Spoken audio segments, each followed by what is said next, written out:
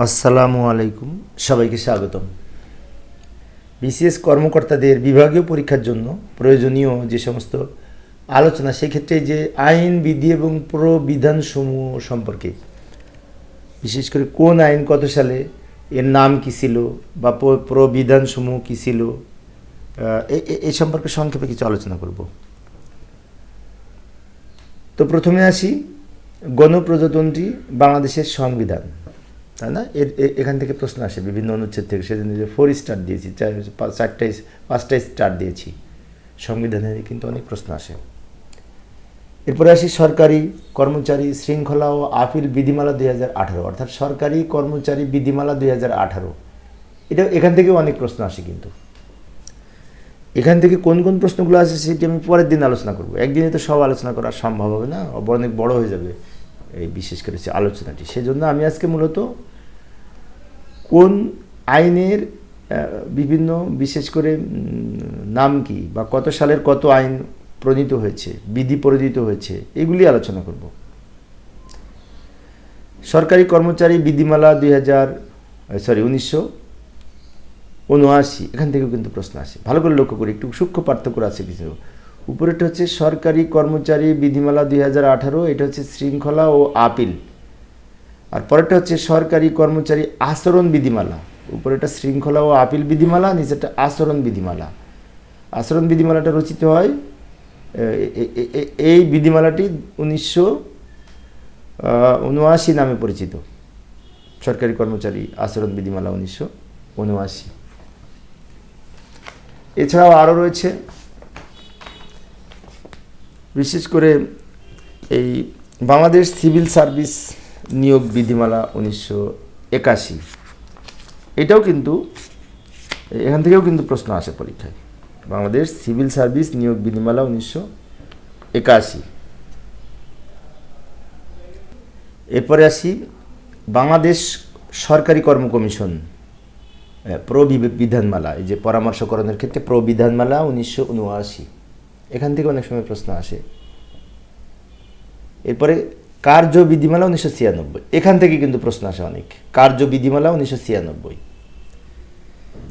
সাল সহ কিন্তু মনে রাখতে হবে। কার্য বিধিমালা 1996 এই বিধিমালার নাম। সচিবালয়ের নির্দেশমালা 2024 সালে সচিবালয় কর্তৃক যে নির্দেশমালা তৈরি করে, বিশেষ করে সর্বসাধারণের জন্য, সরকারি কর্মকর্তা কর্মচারীদের জন্য নির্ধারণ করেছে, সেটা হচ্ছে সচিবালয় নির্দেশমালা। কি কি নির্দেশ দিয়েছে সচিবালয়, এই বিধিতে বলা আছে, 2024 বিধিতে।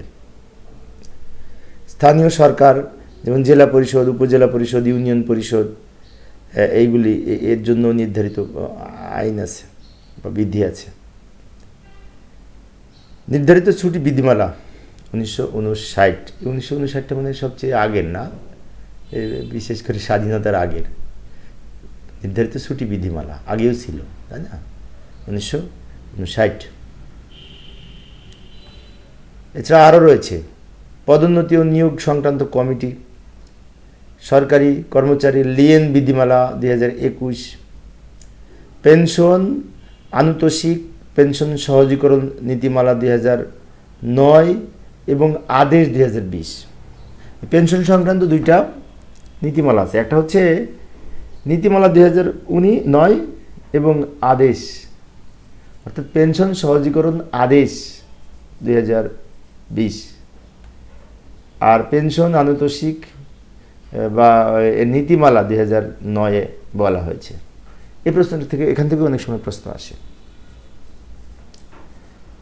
এই যে হলুদ কালার দিয়ে যেগুলো লেখা আছে, এগুলো কিন্তু বেশি গুরুত্বপূর্ণ, কারণ এখান থেকে বেশি বেশি প্রশ্ন এসেছে। বার্ষিক গোপনীয় অনুবেদন মানে এসিআর সম্পর্কে বলা আছে এখানে। সাধারণ ভবিষ্যৎ তহবিল বিধিমালা 1979। আচ্ছা, 1979 কিন্তু বেশ কয়েকটা আছে, তাই না? যেমন সরকারি কর্মচারী আচরণ বিধিমালা 1979, আবার এখানে বলা আছে সাধারণ ভবিষ্যৎ তহবিল বিধিমালা 1979। এরপরে কল্যাণ তহবিল যৌথ বিমা অধ্যাদেশ 1982। 1982 সালের অধ্যাদেশ অনুযায়ী তো বিমা কার্য পরিচালিত হয় মনে হয়।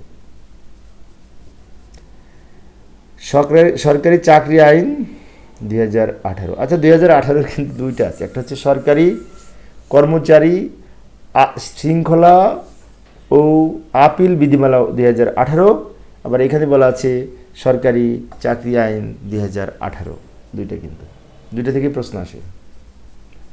সরকারি চাকরি আইন 2018-র আলোকে সরকারি কর্মচারীদের অবসর গ্রহণ এ সম্পর্কে বিধিমালা আছে। সরকারি গোপন আইন 1923, ও এটা তো আবার সেই 1959-এর চেয়ে আগের আইন, তাই না? সরকারি গোপন আইন 1923 সালে তৈরি হয়েছে। 23 সালে তো সমস্যা ব্রিটিশ শাসন ছিল, তখন তৈরি হয়েছে, তাই না? সরকারি গোপন আইন 1923 সালে। অ্যাডক ভিত্তিক নিযুক্ত কর্মচারীদের নিয়মিতকরণ বিধিমালা 1994 সালে আলোকে এটা করা হয়েছে। এই বিধিমালাটার নাম 1994-এর বিধি। আর 96 হচ্ছে ওই যে কার্য বিধিমালা। প্রশাসনিক ট্রাইব্যুনাল 1980, এখান থেকে কম প্রশ্ন আসে। প্রশাসনিক ট্রাইব্যুনাল 1980, প্রশাসনিক ট্রাইব্যুনাল আইন। চাকরি বেতন ও ভাতা দিয়ে আদেশ 2015, অর্থাৎ 2015 সালে আমরা যে স্কেল পেলাম তখন যে আদেশটা করা হয়েছিল, সরকারি বেতন ও ভাতা দিয়ে আদেশ নামে পরিচিত। সরকারি বেতন ও ভাতা দিয়ে আদেশ 2015, এই অধ্যাদেশ আদেশের নাম। বাংলাদেশ সার্ভিস রুল, এইটা খুব গুরুত্বপূর্ণ, সংক্ষেপে BSR বলে।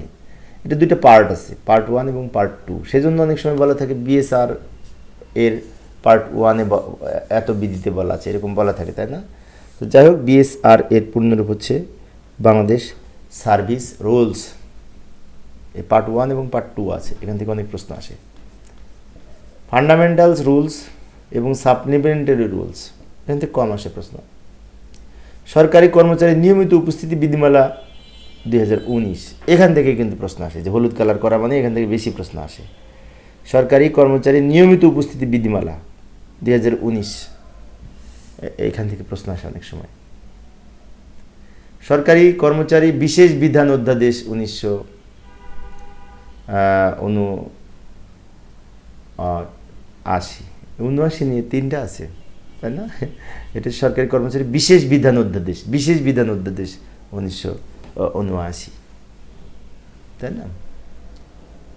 উন্নয়ন প্রকল্পতে রাজস্ব বাজেটে স্থানান্তরিত পদাদি, বিশেষ করে পদধারীদের জন্য তাদের নিয়মিতকরণ জ্যেষ্ঠতা নির্ধারণের বিধিমালা 2005-এ বলা আছে। রাজস্ব খাত থেকে, এই প্রকল্প থেকে রাজস্ব খাতে, প্রকল্প থেকে রেভিনিউতে নিলে তাদের পদের নিয়মিতকরণ কীভাবে হবে জ্যেষ্ঠতা সম্পর্কে এই বিধিতে বলা আছে, বিধিমালা 2005। ভ্রমণ ভাতা বিধিমালা 2022, এখান থেকে কম প্রশ্ন আসে তবে কম আসে।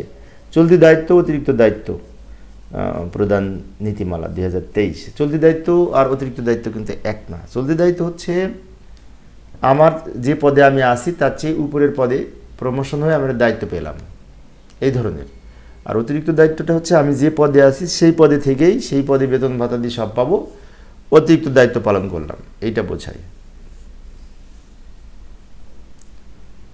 তো প্রিয় সুধীবৃন্দ, আমি এই যে কোন আইনের নাম কি বা কোন উপবিধি, এই যে আইন বিধি প্রবিধানমালা সমূহের নাম কি, কত সালে তৈরি হয়েছে, সেগুলা সংক্ষেপে আলোচনা করেছি। তবে যেগুলো হলুদ কালার দিয়ে লেখা আছে ওইগুলো বেশি বেশি আসে, ওগুলো একটু মনে রাখার চেষ্টা করব। অন্যগুলোও পড়বো, তবে এগুলো একটু বেশি বেশি পড়বো।